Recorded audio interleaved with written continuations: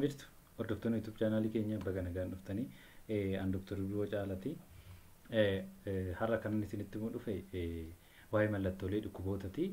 Waa'ee mallattoolee dhukkuboota isa ijoo fi mallattoolee dhukkuboota gurguddoo warra ta'an kan inumaayyuu dhukkuboota ciccimaadhaaf yookaan immoo dhukkuboota ajjeesoo ta'aniif agarsiistuu ta'anan isinitti himuu dhufe isaan mallattoolee 11 wayitan isinitti hima.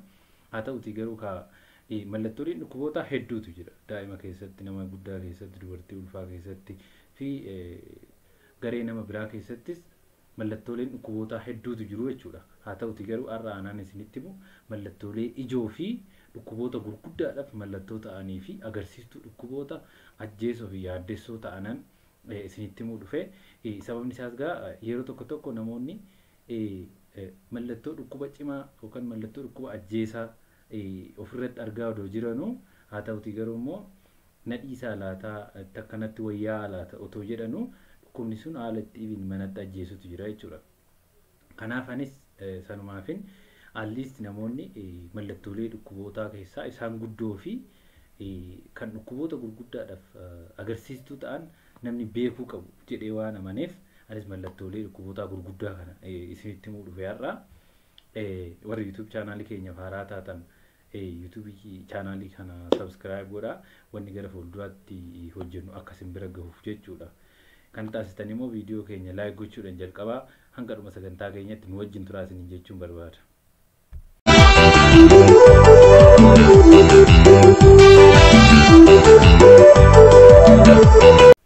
Egaa hordoftoota keenya mallattoolee dhukkuboota keessaa isaan guddaa keessaa inni tokkoo fi inni jalqabaa dhiitoo qaamaati. Dhiitoon qaamaa mallattoo dhukkuboota hedduuti. Mallattoo dhukkuboota hedduuti. Haa ta'uti garuu dhiitoon qaamaa kun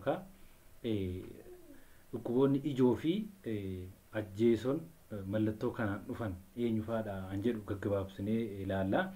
Dhiitoo qaamarra dhaabbannee illee haala itti dhukkuba keenya baruu dandeenyu ni jira jechuudha. Haala dhiitoo qaamaa keenya irratti hundoofne. Dhukkuboonni dhiitoo qaamaa fidan hedduudha. Achi keessaa warri nama ajjeesan tokko dhukkuba onneeti.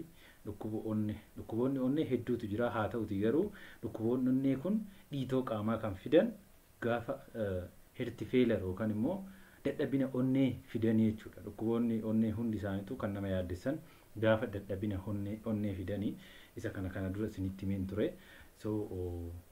Qaamni namaallee dhiitoon kunillee kan jiraatu gaafa onneen keenya dadhabdee yookaan immoo dadhabbina onnee yookaan heart failure inni jennu sun gaafa jiraatu jechuudha.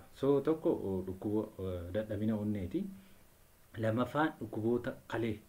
Dhukkuboonni kalee keessattuu renal failure kan jedhaman jiru. Isaan sunillee dhiitoo qaamaa ni fidu. Dhukkuboonni turullee dhiitoo qaamaa ni fidu. Dhukkuboonni turuu kan yeroo gabaabaa osoo hin taane dhukkuboonni turuu kan yeroo dheeraa namarra turan yookaan chronic liver disease kan jedhaman jiru. Isaan sunillee dhiitoo qaamaa ni fidu jechuudha. Akkasumas hir'inni nyaataallee fi dhukkuboonni biroollee han baay'ee beekamoon ta'in ni fidu. Haa ta'uti garuu dhiitoo kanarrallee dhaabbannee akkamittiin dhukkuba keenya shakkuu dandeenya? Maal ta'in dhukkubni keenya jenneetoo shakkuu haalli itti dandeenyu ni jira jechuudha. Fakkeenyaaf dhukkuboonni onnee dhiitoon qaama guutuu involve gochuu danda'a. Haa ta'uti garuu dhiitoon isaanii miilarraa jalqaba. Miilarraa jalqabee raawwateet gara oliitti ol deemaa jechuudha. Dura miilli dhiitaa miilli lamaan jechuudha. Miilli lamaan ta'uu qaba baay'ee. Mallattoo dhukkuba onnee yookaan kalee yookaan tiruu jechuudhaaf dhiitoon sun miila lamaanuu ta'uu qaba. Miila lamaan irraa ka'ee gara garaatitti deema. Garaan inni dhiitaa achii booda harki fuulli haala saniin yookaan dhiita'u ta'e baay'inaan inni kun dhukkuba onnee agarsiisuu danda'a mallattoo biraa wajjiniin. Inni biraa dhiitoon kan dhukkuba kalee yeroo baay'ee ijarraa jalqaba. Ijarraa jalqaba. Dura qola ijaa gubbaa LED kanatu dhiitaa. Achii booda fuulli dhiiteet garaa fi miilli sanbooda dhiita'uu jechuudha. Dhiitoon kalee haala kanaan deema. Kan dhukkuba tiruu immoo garaarraa jalqabaa jechuudha. Dhiitoon garaarraa jalqabeet gara miilatii fi gara harkaa akkasumas immoo gara fuulatitti progress godha guddataa jechuudha. Kanaaf kunniin mallattoolee dhukkuboota mallattoo dhiitoo qaamatiin dhufan keessaa isaan muraasa jechuudha. Kanaaf mallattoon ijoo fi ajjeestuu dhukkuboota hedduu dhiitoo qaamatii jechuudha.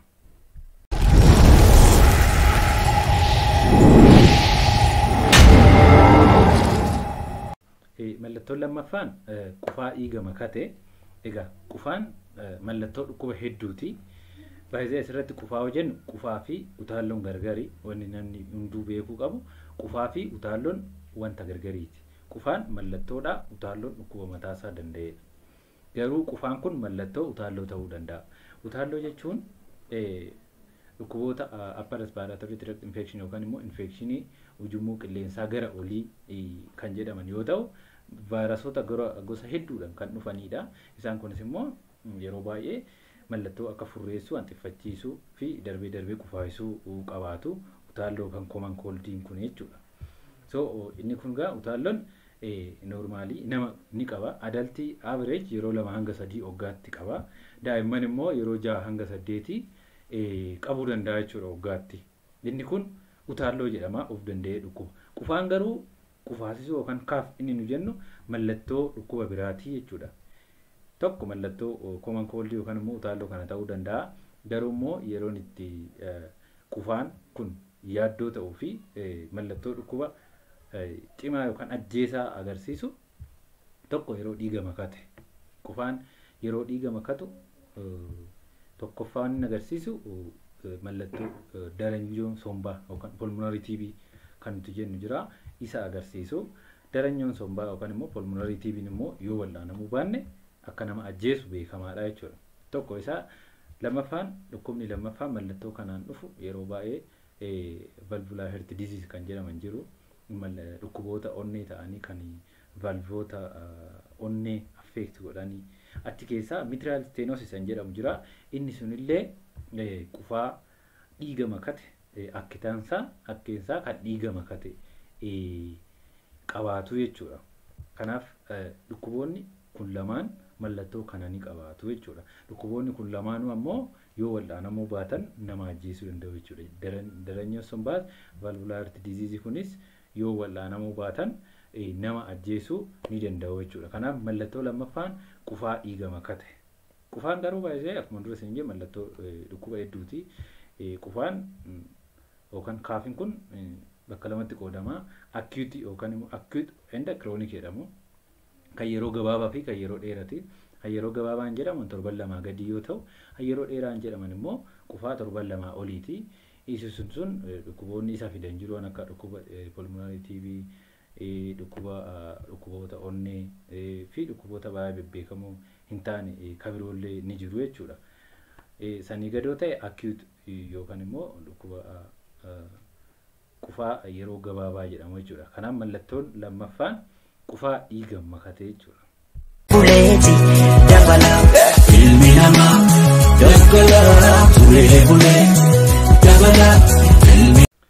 Mallattoo sadaffaan dhukkubbii garaati.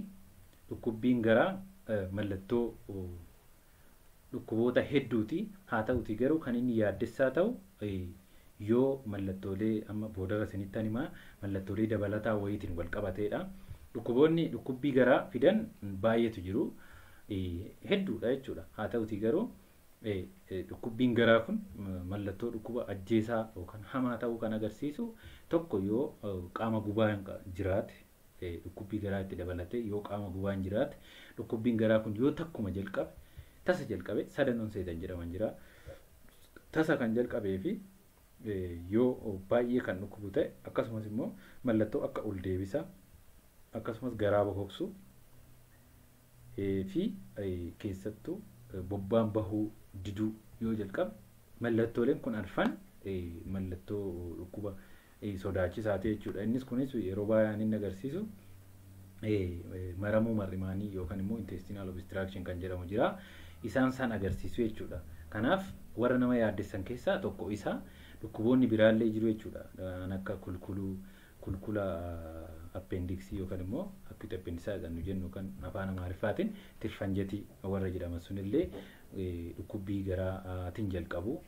dhukkuboonni biroollee ni jiru jechuudha. Haa ta'uti garuu dhukkubbiin garaa kun yoo qaama gubaa qabaate yoo garaa nama sanii yoo tuqan kan baay'ee dhukkuboo ta'e ol cabsaa maal kana yoo qabaate garaan isaa kan jabaatu ta'e kuni mallattoo dhukkuba hamaati jechuudha. So mallattoon akkanaa jiraannan namni sun battaluma sanatti deemee mana yaalatitti yaalamuu qaba jechuudha. Kun agarsiistuu dhukkuba ajjeesaati.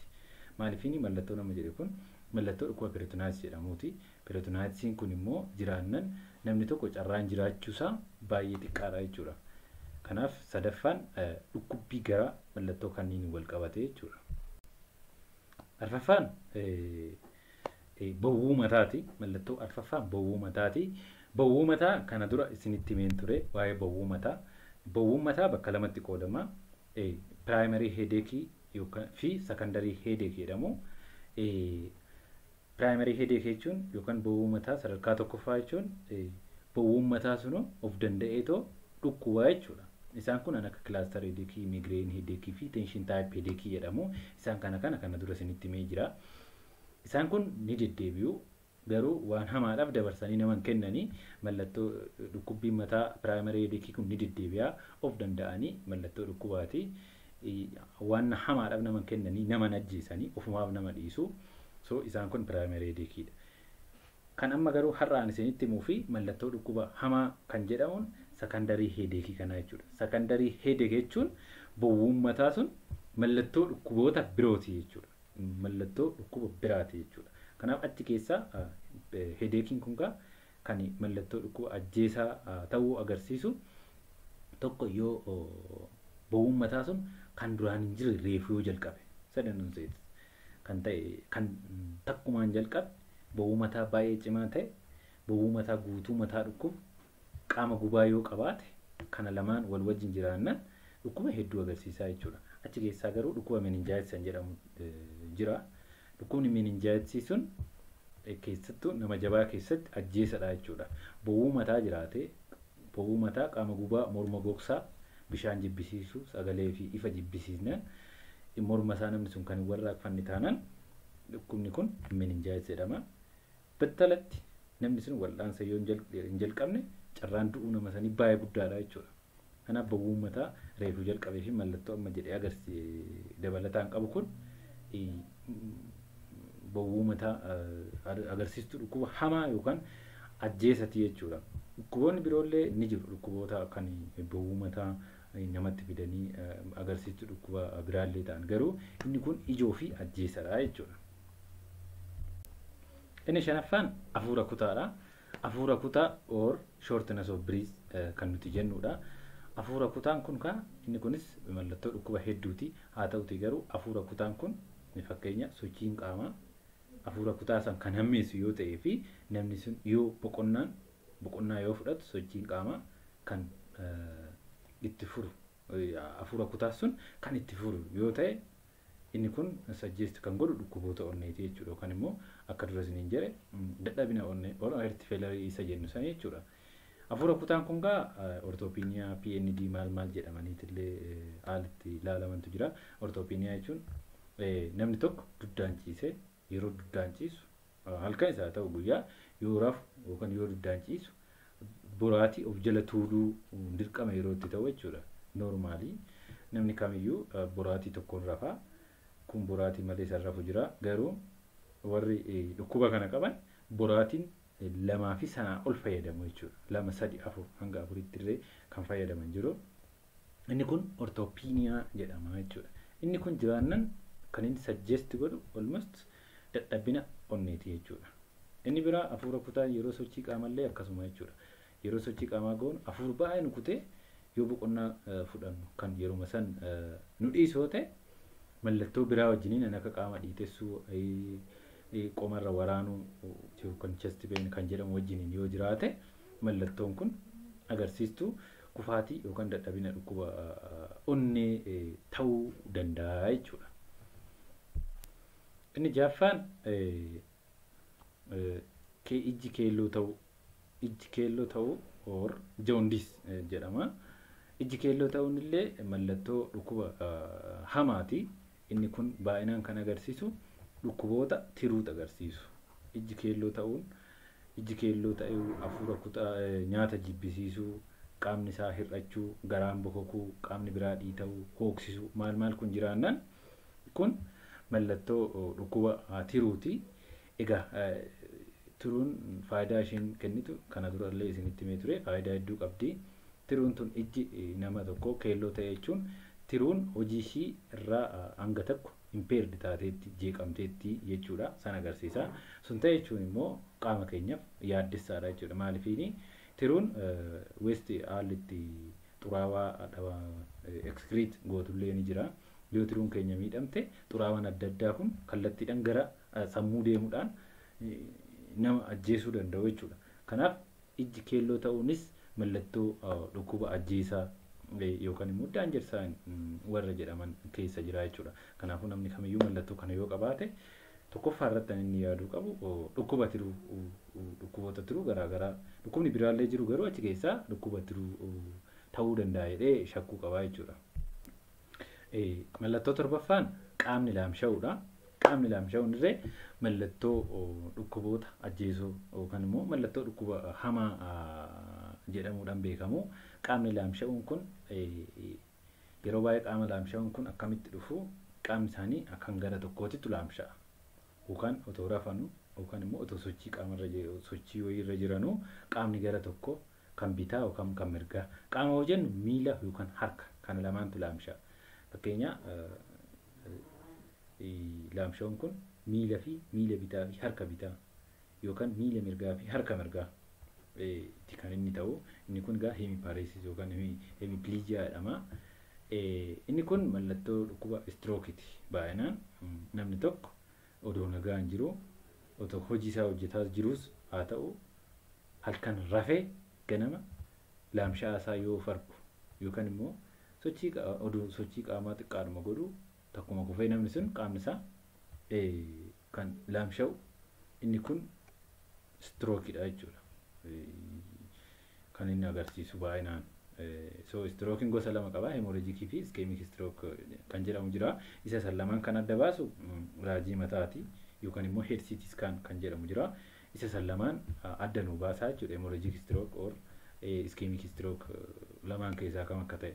Haa ta'uti garuu kan amma isiniin jedhe namni tokko qaamni isaa kara tokko yoo dadhabe kana yaaduudhaan battaluma san gara mana yaalaa deemuu barbaachisaa jechuudha. Maaliif nadhiisa yookaan immoo waan adda addaa jechuudhaan mana turuu hin qabu jechuudha.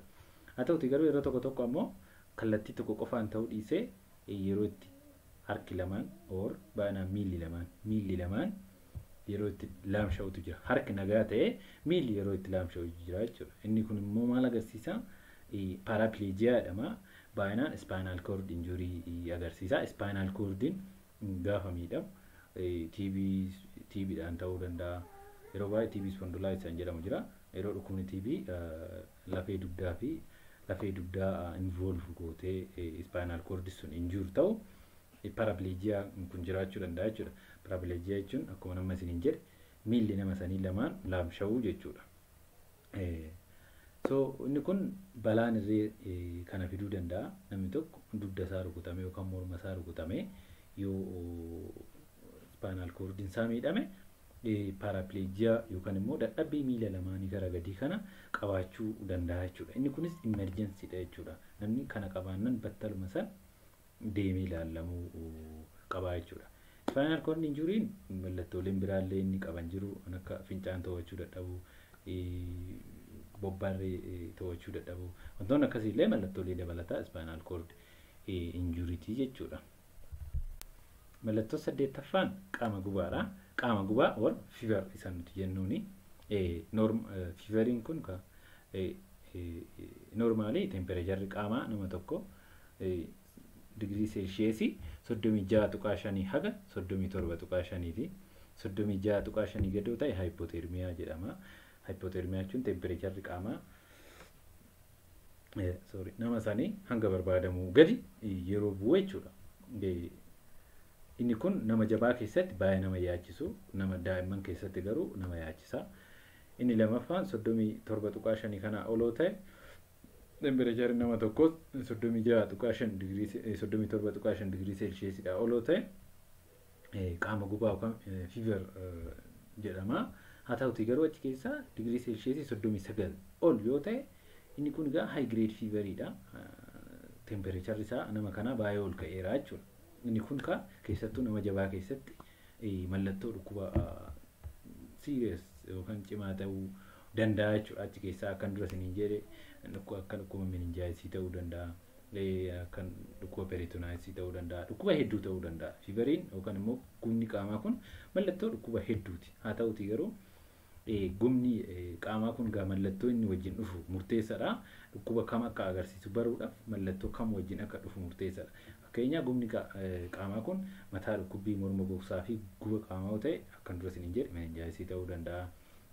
Garaa dhukkubbii ol cabsaa gattee bobbaan bahuu diduu garaa dhiitechuu kana wajjin dhufe immoo garaasaa yeroo jabaatee yoo namni tuqallee kan dhukkuboota inni kun ama peritonitis peritonitis waan jedhamu ta'uu danda'a jechuudha. Akkasumas gumni qaamaa kun dhukkuboota akka busaallee agarsiisuu danda'u jechuudha. Yeroo bobuu mataa qabaatanii qaama isaanii kan kirkirsu qorra kan jedhu nyaata kan jibbisiisu isaan dadhabsiisu yoo ta'e gumni qaamaa kun dabalataan mallattoo kanneen yoo qabaate dhukkuba busaallee agarsiisuu danda'a. Busaanis illee immoo akkuma san nama ajjeesuu dandeessi jechuudha. Inni salgaffaan dhukkubbii mormaa yookaan neck pain kan jedhamudha yookaan nuclear rigidity illee hin jennaan nuti. Neck painiin kunillee mallattoo baay'inaan dhukkuba lama agarsiisa. Dhukkubni tokko akkan dura isiniin jedhe meninjaayisii dhukkuba jedhamu. Baay'ee namoonni dhukkuba meninjaayisii qaban nama jabaa irratti ajjeesadha dhukkubni kuni. Daa'imman irratti illee almost hedduun isaanii treatabiliidha ni wallaanamu. Nama jabaa irratti garuu dhukkubni kun dhukkuba ajjeesadha. So namni dhukkuba kana qabu mataan baay'ee isa dhukkuba baay'ee humnaa ol isa dhukkuba morma isaa warraaqfachuu hin danda'u akkanatti inni socho'u morma isaa akka barbaade akka keenya kan hin godhu jechuudha. Morma isa gogsaa jechuudha. So qaama gubaa qabaatee mataa dhukkubbii morma gogsaa kana qabaannaan dhukkuba meninjaayisii kana ta'uu waan danda'u. Dhukkubni meninjaayisii immoo sa'aatii baay'ee barbaada. Sa'aatiin waan jedhu dafanii mana yaalaa deemuu barbaada. Suni dillee taanaan namni sun baay'ee miidhamuu du'ullee danda'a jechuudha. Sanaaf dhukkubbii mormaallee daanjarsa agarsiistuu dhukkuba ajjeesaa yookaan cimaati. Dhukkubni biraa waan kana fidu balaan yoo neck injury yookaan spine injury jedhamu jira. Warra fakkeenya namoota mataan rukutaman yookaan mormi isaanii rukutamanii yoo miidhame mormi isaanii spine injury kun yoo jiraatu mormi isaanii isaan dhukkubaa jechuudha. So baay'inaan dhukkuboota kana lamaan agarsiisuu danda'a jechuudha dhukkubbiin mormaa kun. Inni kurnaffaan qaama bubbutuudha. Qaama bubbutuu yookaan immoo nuti abnormal body movement jennaani. Qaama bubbutuun kunis gaa mallattoo dhukkuba cimaati yookaan ajjeesaati. Qaama bubbutuu kun yoo mallattoo biraa wajjin dhufe mallattoo dhukkuba biraa ta'uu danda'a. Fakkeenya akka meninjaayisii faanillee dhukkuba akkasii fiduu danda'u. Dhukkuboonni biraallee electrolyte disturbance waan jedhaman jiru. Dhukkuboota hedduutu waan kana fida. Garuu immoo qaama bubbutaan kun yoo of danda'ee mallattoo biraa kan hin qabne yoo ta'e mallattoo dura isiniin jedhe kana kan hin qabne yoo ta'ee fi qophaasaa qaama bubbutaa qofa yoo qabaate namni sun inni kun epilepsii yookaan immoo gaggabdoo isa jedhamu sanii jechuudha. So egaa namni dhukkuba gaggabdoo qabu kunillee dhukkubni gaggabdoo baay'ee dhukkuba siiriyeesiidha. Dhukkuba nama ajjeesuudhaan beekamudha. Sa'aatiitti namatti ka'u hin beekamu. Bishaan irratti nama gatuu danda'a, ibidda irratti nama gatuu danda'a, konkolaataa jalatti nama gatuu danda'a, gamoo irraa irree nama kuffisuu danda'a. So dhukkubni gaggabdoo kunillee wallaansa barbaachisaa jechuudha. Namni dhukkubsa gaggabdoo qabu baay'ee at any time wallaansa hospitaala deemee wallaansa argatee yeroo hundaa qoricha fudhachuu qaba. Qorichi isaa kennamu jira akka ittiin kaaneef qorichi kennamu jira. Qoricha isa fudhatee yeroo yeroodhaan deddeebi'ee ilaalamu hordoffii dhaabbataa ta'e qabaachuu qaba jechuudha. Yoo san hin taane ta'e wanti kun ajjeesadha jechuudha. Sababni isaas hin agarra nama hedduun fakkeenyaa warri dhukkuba gaggabduu qaban hordoffii isaanii addaa kutanii yeroo gaggabduun kun itti kaatee ibidda irratti yeroo kuffistee yeroo baay'ee namni gubatee yeroo dhufu koman guyyaatti otoo hin argin oolamu jechuun ni danda'ama. Bishaanitti illee haalli itti gattu wantoonni akkas akkasii kun waan jiruuf gaggabdoon illee dhukkuboota siireesii ta'anidha jechuudha. Kanaaf mallattoo dhukkubaas haa ta'anii of danda'anii akka gaggabdootaa jiraatanii lachas isaaniiyyuu wal'aansa barbaachisu jechuudha. Yoo wal'aansa hin godhamne isaan lachanuu haallitti nama ajjeesan ni jiru jechuudha. Inni 11ffaa fi kan dhumaa of wallaaluudha. Of wallaaluun kun hedduminaan daa'imman irratti baay'ee koomanidha. Daa'imman yeroo baay'ee egaa mallattoo dhukkuba isaanii yookaan immoo bakka isaan dhukkubu waan hin himanneef yeroo baay'ee maatiitu seenaa daa'ima sanii namaa kenna. Daa'imman baay'inaan of wallaaluun kun daa'imman irratti koomanidha. Wanti daa'imman irratti of wallaalu kana fidu hedduu jira. Haa ta'uti garuu immoo isaan keessaa koomaniin tokko sukkaarri isaanii gadi bu'u akka meninjaayisii duratti isiniin jedhu sunillee daa'ima keessatti of wallaaluu fida. Nama jabaa keessatti of wallaaluu fiduu danda'a. Garuu of wallaaluudhaan dhufnaan nama jabaa keessatti namni tokko meninjaayisii dhukkuba jedhamu saniin of wallaalee dhufnaan carraa fayyuu isaa xiqqaadha jechuudha. Wantoota carraa fayyuu xiqqaa ta'uu agarsiisan keessaa tokko of wallaaluu kanaa jechuudha. So daa'imman keessatti hangas mara miti. Stiil ta'ullee garuu poor prognostic sign jedhamu. Namni meninjaayisiidhaan qabamee of wallaalan carraa fayyuu isaa xiqqaadha jechuudha. So dhukkuboonni biraallee hedduutu jiru jechuudha of wallaaluu kanaaf fidan. Sanas ta'ee kana garuu mallattoo dhukkuba fe'eetu haa ta'anii namni tokko of wallaalan zaatis serious wanna qoy of beekaa yookaan immoo takka laallaa jedhamu miti jechuudha. Kanaaf egaa hordoftoota keenya walumaa galattuu har'a wantoonni isinii qabadhee dhufe kana wanti nan isinitti hime kun garuu wanta ijoo fi wanta ifaa ta'ee fi tarii namni beekuu qaba jedhee waan yaadee fi sababni isaas akkuma dura isiniin jedhe namoonni dhukkuba guddaa yookaan dhukkuba isaan ajjeesu baatanii mallattoo isaa odoo jiru mallattoo isaa odoo agarsiisu baatanii mana taa'anii yeroo itti gara hospitaalaa dhufan immoo wal'aanuufillee sadarkaa rakkisaa ta'e dhukkuba biraallee dabalatanii kan komplikeet godhaniiti kan isaan dhufanii keessattuu namoonni baadiyyaa irraa dhufan amala akkasii qabu jechuudha. Dhukkubni mallattoo dhukkubaa wayyoo ofirratti argan amalli wal'aanamuun jiru qoricha aadaa yookaan waa adda addaa yookaan waanuma ta'e manatti gochuu kanatu baramaadha. Inni sun sirrii muti. Kanaaf atleast namoonni mallattoolee akka amma jedhee kun mallattoolee siireesii ta'anidha jechuudha. Kanaaf namni mallattoolee akkanaa otoo ofirratti argu mana taa'uu hin qabu. Battaluma san mana yaalaa deemee yaalamuu qaba. Kanaadha har'a nan isinitti himuu dhufe. Egaa I think waan hedduu irraa bartu jedhee yaada. Viidiyoo keenya kana immoo yoo jaallattan like godhaa. Waan isin hin galle yoo jiraate immoo kommentii jalatti nu barreessaa. Fayyaa ta'aa.